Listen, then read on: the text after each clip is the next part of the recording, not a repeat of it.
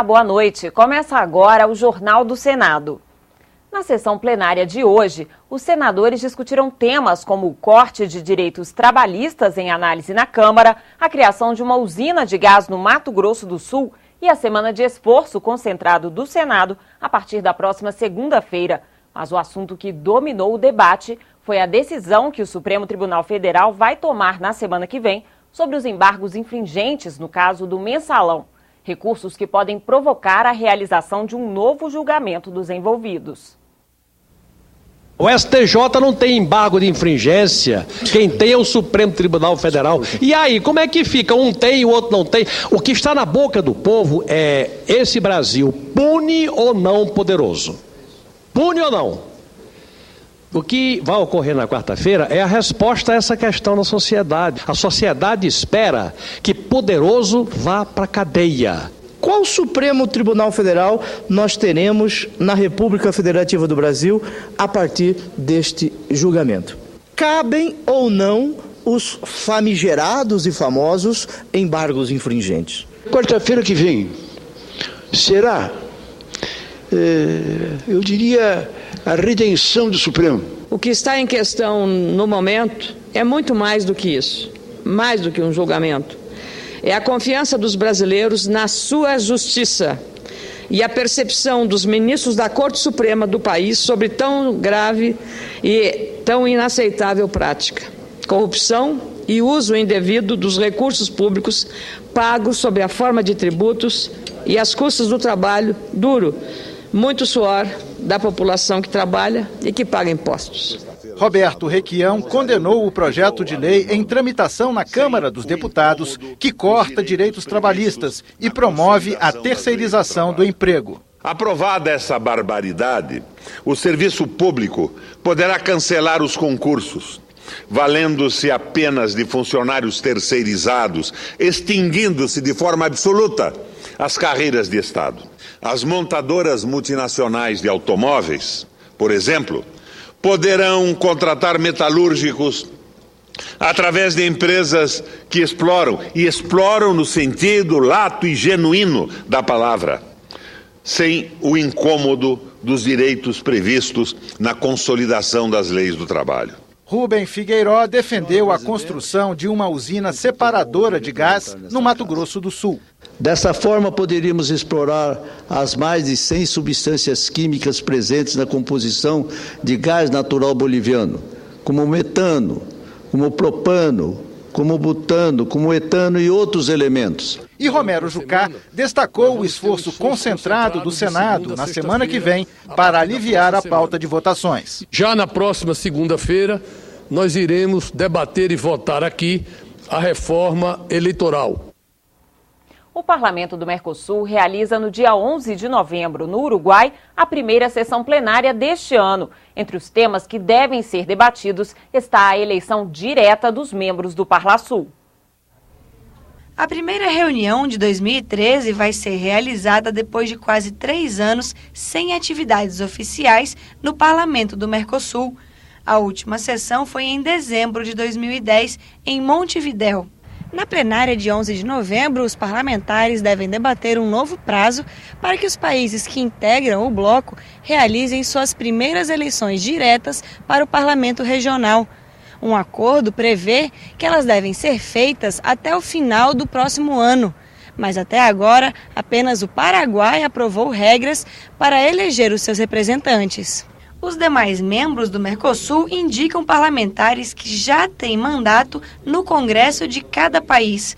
De acordo com o presidente da representação brasileira no Parlasul, a proposta é dar mais prazo. Seja prorrogado esse período de transição ou até 2018 ou 2020, a ser decidido preliminarmente pelo nosso pleno do Parlasul e levado à consideração do Conselho do Mercado Comum, que se reunirá em Montevidéu em dezembro. 3 projetos que regulamentam as eleições brasileiras para o Parlasul tramitam no Congresso. 2 deles estão no Senado. Um foi protocolado este mês pelo senador Roberto Requião. Ele prevê que o pleito será feito junto com as eleições para deputados federais. Serão eleitos 74 parlamentares pelo sistema majoritário.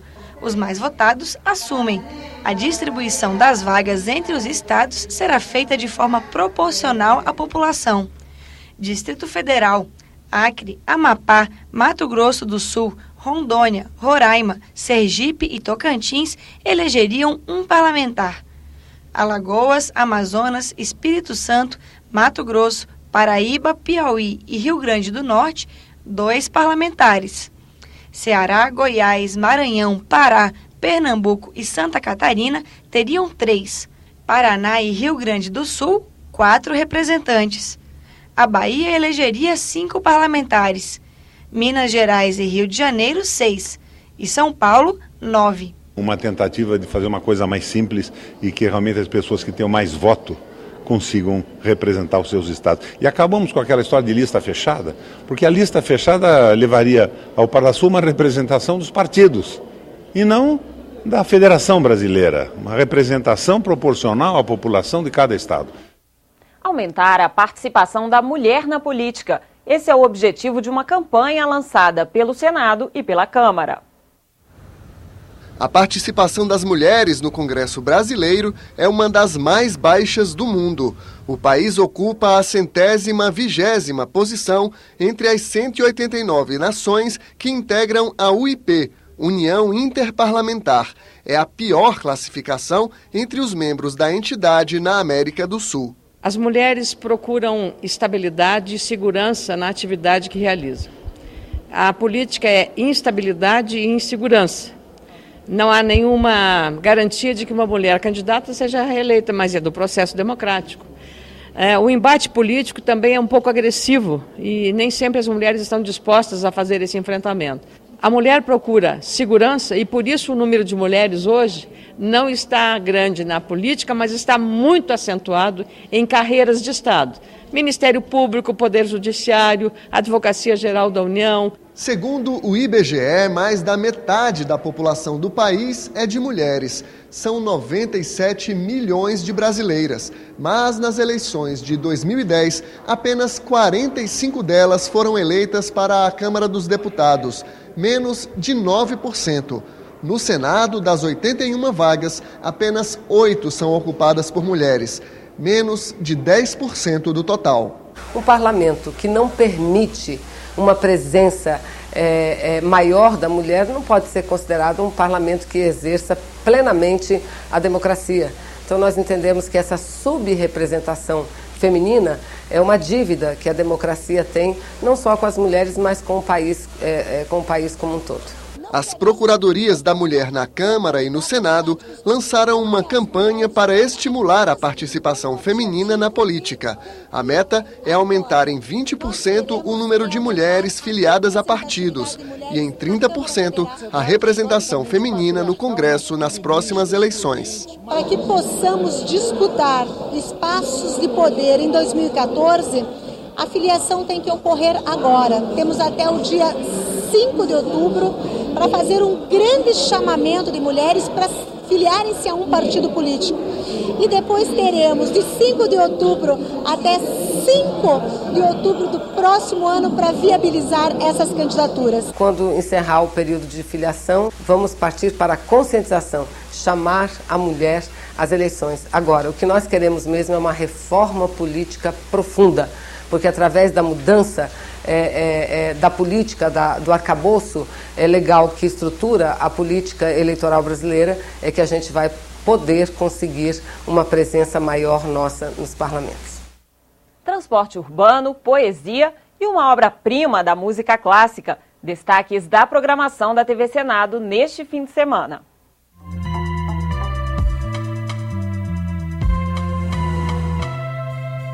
O Agenda Econômica entrevista o geógrafo Renato Balbin, especialista em planejamento e pesquisa do Instituto de Pesquisa Econômica Aplicada, o IPEA. Ele analisa a situação do transporte urbano no Brasil e as propostas em tramitação no Congresso Nacional de tornar o serviço um direito social. No Alô Senado, Humberto Costa fala sobre transporte estudantil na zona rural. Randolfo Rodrigues esclarece a diferença entre plebiscito e referendo. E Sérgio Souza fala sobre as verbas dos gabinetes. No quadro Fala Cidadão, Eduardo Suplicy comenta o uso do dinheiro público em educação e segurança no estado de São Paulo.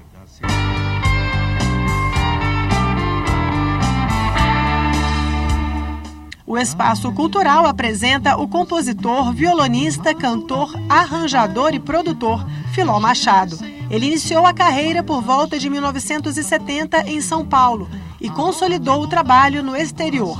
Lançou 11 CDs e é parceiro musical de nomes como Djavan, Aldir Blanc e Fátima Guedes. Me deixar pela questão mais tola, mão de Maria Morena, pé de Maria Crioula. Mão de Maria Morena, pé de Maria Crioula.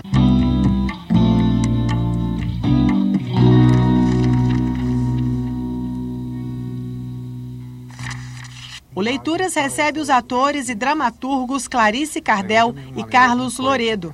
Eles preparam espetáculos direcionados às crianças, usando a poesia como base, e garantem que, a partir da poesia, é possível despertar a sensibilidade dos bebês.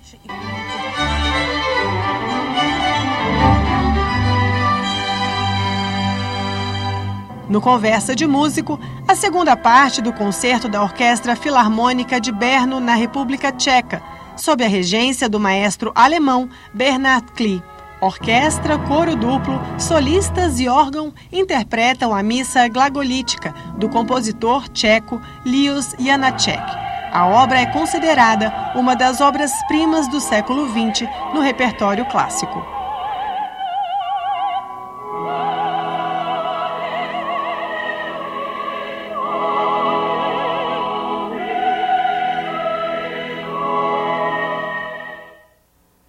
O Brasil na Rua. A TV Senado também exibe neste fim de semana um especial sobre os protestos que colocaram os cidadãos no primeiro plano da política. Mexeram com os governantes, os meios de comunicação e a cultura.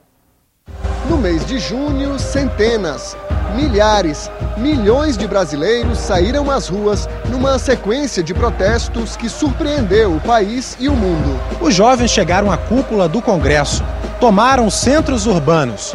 Sem cerimônia, declararam a urgência de melhores serviços públicos, do fim da corrupção e de muitas outras reivindicações. Manifestações maiores que as palavras, declaradas em alto e bom som, que ainda vão levar tempo para serem assimiladas. A TV Senado acompanha esse movimento que já faz parte da história. Neste fim de semana, o repórter Senado Brasil na Rua lança um olhar sobre os protestos, na visão de quem participou, de estudiosos, de parlamentares. Sai no Facebook pra mostrar como se faz. E é tanta coisa que não cabe no cartaz. Sai no Facebook pra mostrar como se faz. E é tanta coisa que não cabe no cartaz. Sai no Facebook pra mostrar como se faz. E é tanta coisa que não cabe. O repórter Senado Brasil na Rua estreia amanhã ao 12h30, com reprise às 10h30 da noite. O especial sobre as manifestações no país também será exibido no domingo, às 9 da manhã e às 5 da tarde. Na página da TV na internet, você pode rever as principais reportagens desta edição. O Jornal do Senado termina aqui. Boa noite e um ótimo fim de semana.